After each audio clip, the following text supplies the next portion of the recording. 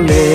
তুই পরের বাহু ডোরে আমার ভেতর যাচ্ছে পুরে তুই হিনা এই আমিটা তিলে তিলে যাচ্ছে মোরে আমার পুরুষে পুরুক বুক তুই কুরারে তোর সুখ তবু মরার আগেও আমি দেখবো না রে তোর মুখ আমার মৃত আত্মাটা